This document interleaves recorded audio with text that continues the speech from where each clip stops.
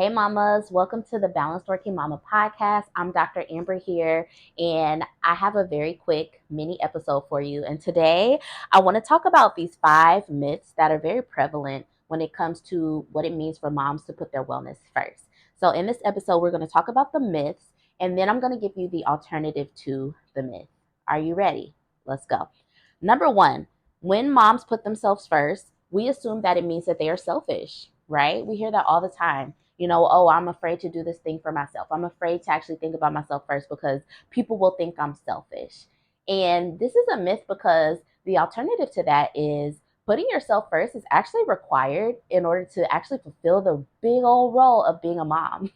It's required so that you actually can replenish, you can feel rejuvenated, you can restore so that you actually can pour into your family and your children, your job, your careers, your friends. You need to put your wellness first in order to do all those things. So, no, it's not selfish. That is a myth. Number two, it will damage your kids.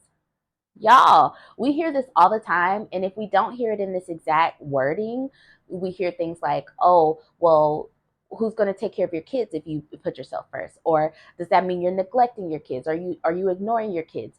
We assume that when we actually put our well-being first, when we think about ourselves first, when we put our priorities first, that our kids are somehow harmed.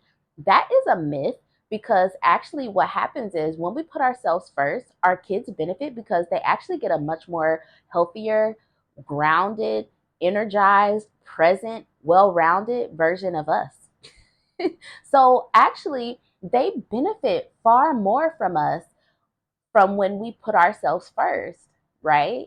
And so the alternative to this myth is no, your kids are not being harmed or damaged in any way when you actually take the time to prioritize your needs or put yourself first.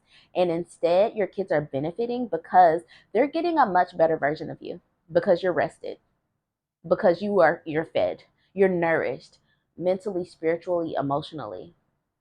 Number three, when we put ourselves first, it means that we're a bad mom. I think we definitely have heard this one in various iterations of this many, many times. You're a bad mom because it means you are going against the grain of what society expects you to do, right? I think the societal expectation for women and mothers is that if you have children, they automatically become your number one priority. They automatically become the first thing you think about. They automatically become the most important thing in your life. Yes, our kids are important. Yes, they are a huge priority. Yes, oftentimes they are the first thing we think about. However, however, you are not a bad mom if you also stop to think about yourself. You're not a bad mom if you're actually putting yourself first because you realize, like we've just talked about, when you take care of you, you are better able to take care of your kids. So the alternative to this is no, you're not a bad mom. And instead, you're just moving against the grain of the societal expectation of what a mom should do. And you are creating a new normal. And you're not alone in this. Balanced working mamas all across this country are doing this. You're not a bad mom. And instead, you are a healthy mom. You are a whole mom. You are a well nourished mom. You are a balanced mama.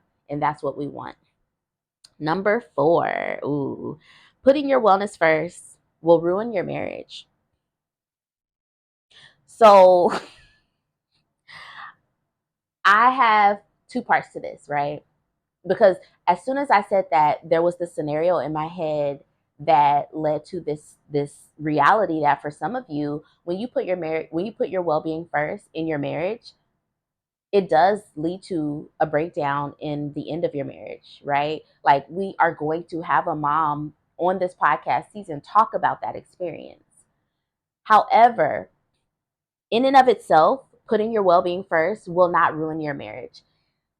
And the alternative to this is if you start to put yourself first, if you start to prioritize your needs in your marriage, and your marriage or your partner is not able to handle that, it might mean that that maybe was not a healthy marriage to begin with. And maybe that marriage needed to break down. Maybe that partnership did not need to exist because it didn't serve you. However, marriages, partnerships that are worth the while, worth the effort, worth the intention, should be able to sustain you taking care of yourself, right? So if you are in a marriage or a partnership that does not make space or room for you to actually take care of your needs, your wants, your desires, in addition to your partners, that's not a healthy place to be.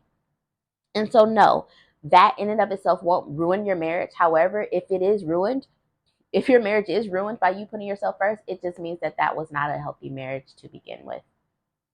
Number 5, you all, almost done. The last myth I want to address about putting your needs first as a mom is that it's not possible.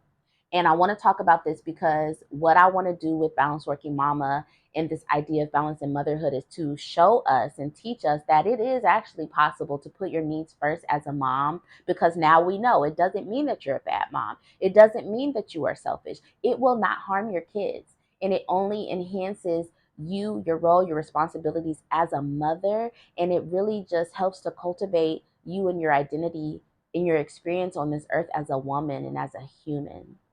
And so it is absolutely possible to put your needs first as a mom. It is possible, it is doable with changes and mindset shifts and new routines, all the things. You can actually get to a point where you're putting yourself first so that you can show up better for your family and your kids.